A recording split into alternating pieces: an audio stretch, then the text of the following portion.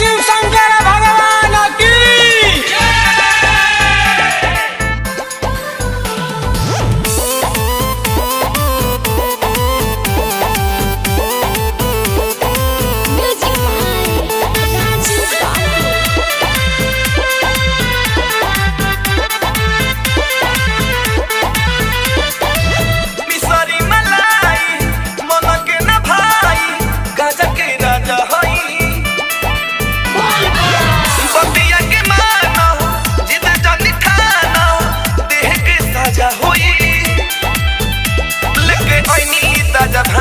पूरा करदा हमर मांग अपना हाथे से मीस दो न हो, गौरा पाभर भंगिया के पीस दो न हो, सोना के सिलौटी पर घीस दो न हो, गौरा पाभर भंगिया के पीस दो न हो, सोना के सिलौटी पर घीस दो न हो, भांग पीस दो न हो, तनी घीस दो न हो।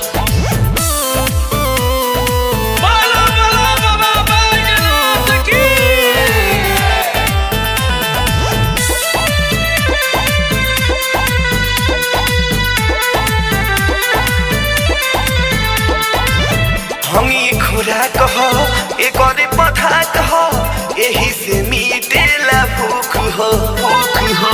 कौन बाटे कमी गणेश के मामी, सब चीज के दे हम सुख हो, सब चीज के दे हम सुख हो।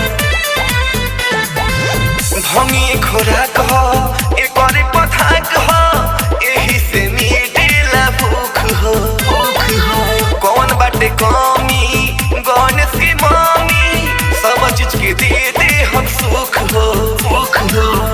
कहतानी गौरा रानी हमर बतिया लो तू मानी, हारू सजना बचन 36 लो ना हो, गौरा पाभर भंगिया के पीस दो ना हो, गौरा पाभर भंगिया के पीस दो ना हो, सोना के सिलौटी पर घीस दो ना हो, भांग पीस दो ना हो, तनी घीस दो ना हो।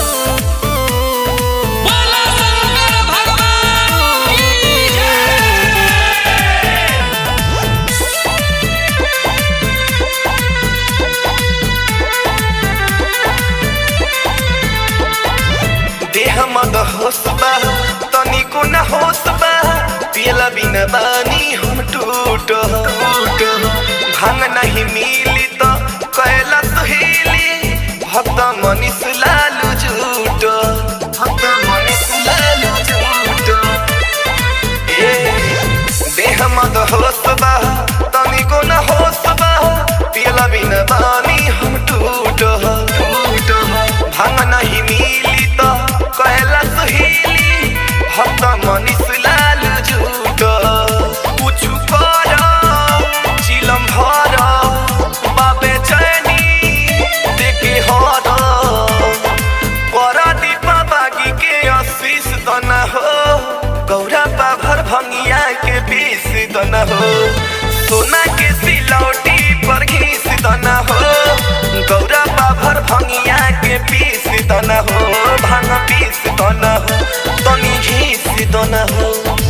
आकृति डिजिटल रिकॉर्डिंग स्टूडियो हरे राम चौराहा।